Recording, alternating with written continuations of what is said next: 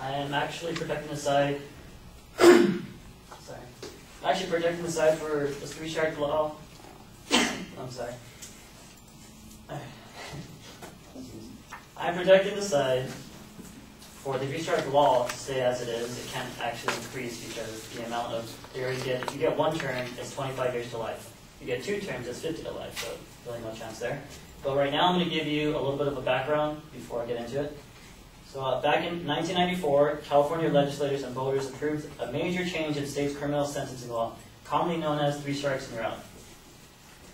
As the name suggests, the law requires, among other things, a minimum sentence of 25 years to life for three-time repeat offenders with multiple prior or serious violent felony convictions.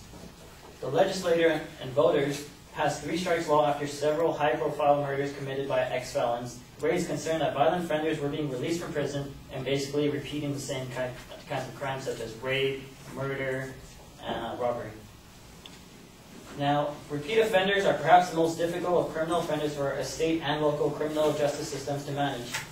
These offenders are considered unresponsive to incarceration as means of behavior modification and undeterred by the prospect of serving time in prison. For their reason, longer sentences have a strong appeal to policymakers and policy. Supporters of Proposition 184 argue that imposing length sentences on repeat offenders will reduce crime in 2 ways.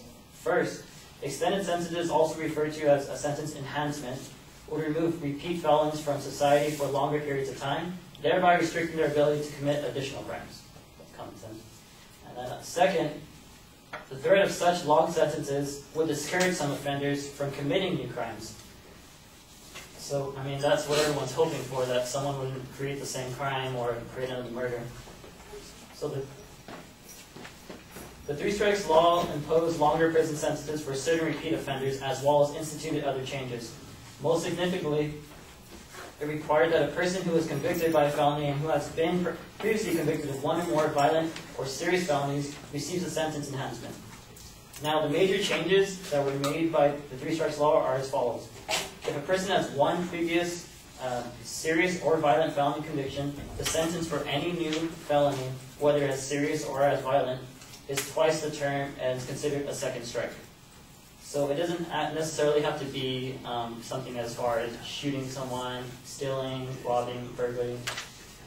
And then also the 3rd strike offense, if a person has 2 or more serious or violent felony convictions, the sentence for any new felony conviction, again, whether it's serious or violent felony, is life imprisonment with the minimum term being 25 years.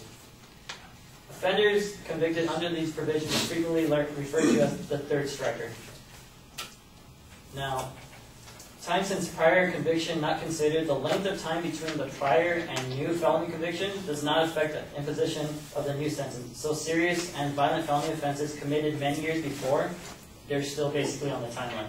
Like even if it was something, if you created a crime 4 years ago, that's still going to be considered a strike. It's not just going to go away.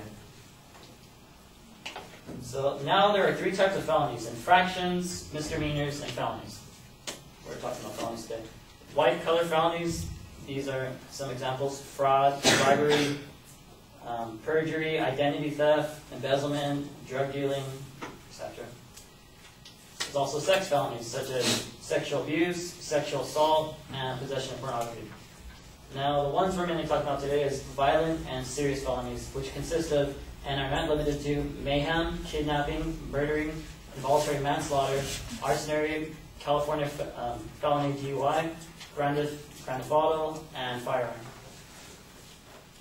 Now, there have been cases where some have had 2 strikes and ended up stealing movies from grocery stores. There's a case where a man stole 2 or 3 golf clubs from a golfsmith, and they ended up getting 3 strikes and a term for 25 years to life. Now, people usually think that because of something so small, like, oh, why did they get that 3rd strike? They're not always going to end up getting that 3rd strike, even if it's something that minor. It depends on the case that they already have against them.